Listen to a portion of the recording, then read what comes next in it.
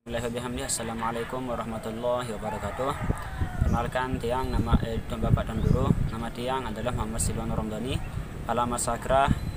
Di sini Bapak dan Guru, Tiang mempunyai satu buah sesi pertanyaan.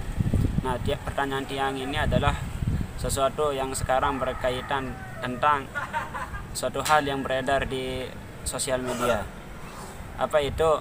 Yaitu adalah tentang snack video atau aplikasi TikTok.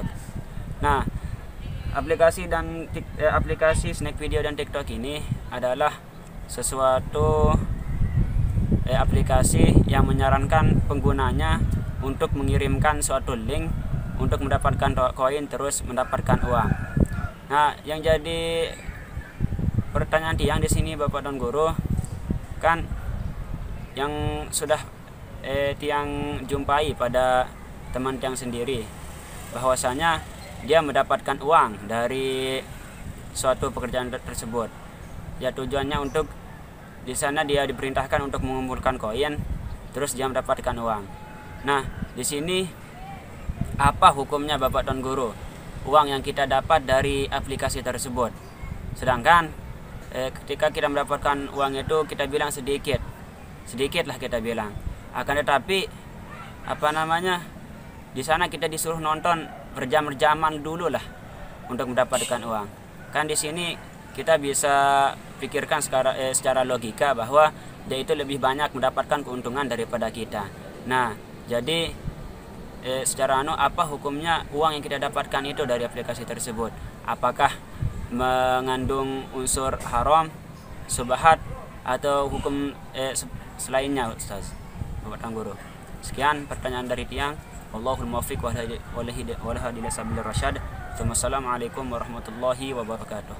Waalaikumsalam warahmatullahi wabarakatuh. Snack video atau apa tadi disebutkan juga TikTok ya, atau aplikasi-aplikasi serupa yang masalahnya bukan pada aplikasinya tapi bagaimana memperoleh uang dari aplikasi tersebut.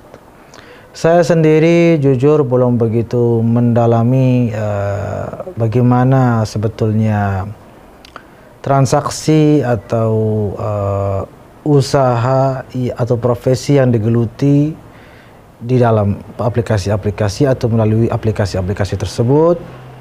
Tapi sekilas dari pertanyaannya tadi tidak ada yang menjurus kepada akad-akad yang terlarang.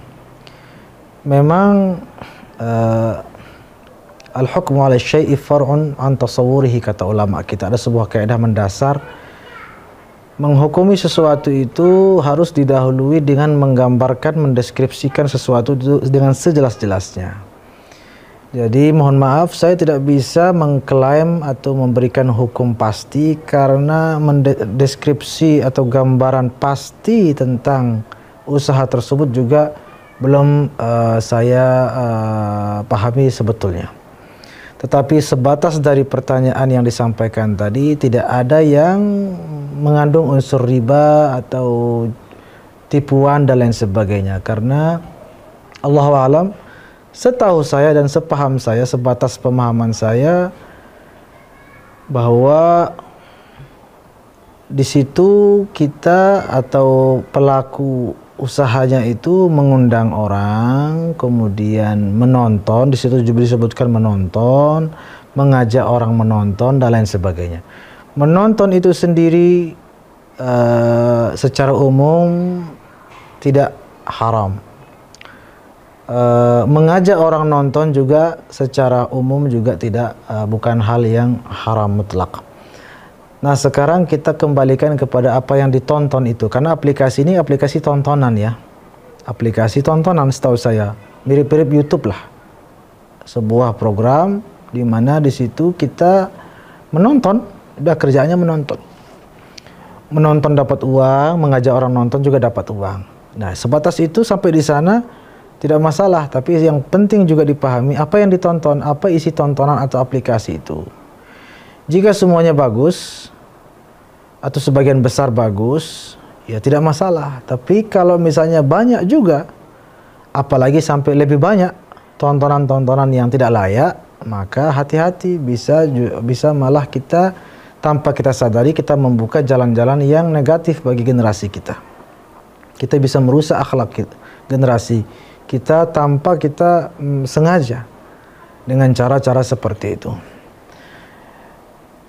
Ilustrasi saja, ada sebuah restoran. Kita mengajak orang makan di restoran itu. Hukumnya apa? Ya nggak masalah kita mengajak orang makan di restoran. Tapi pertanyaannya, di restoran itu apa yang dijual? Semuanya halal? Bagus, tidak masalah. Bagaimana kalau di dalam restoran itu ada makanan haram babi misalnya? Sementara kita mengajak orang makan di restoran itu. Maka ketika dia makan babi, Anda yang menanggung dosanya. Kan begitu. Kecuali kita bisa mengarahkan ke satu menu saja, tapi apa bisa? Seperti di YouTube misalnya, ketika kita mengajak orang nonton YouTube itu kan keruan tertentu sudah ditentukan channelnya. Ayo kunjungi channel ini, kunjungi channel ini. Ya kan kalau isi channelnya bagus-bagus semua kan aman. Tapi channelnya yang hoax, channelnya yang mengadu domba, ya jelas berdosa. Nah ini kan ajakan menonton secara umum. Nah secara umum berarti apa-apa yang ditonton silahkan. Iya kalau semuanya bagus. Kalau ternyata begitu kita mengajak, karena kita mengajak akhirnya dia malah menonton yang jelek-jelek saja, yang porno-porno saja misalnya, atau yang merusak akhlak misalnya, itu saja yang ditonton, kan gara-gara kita yang mengajaknya sehingga mereka menonton seperti itu.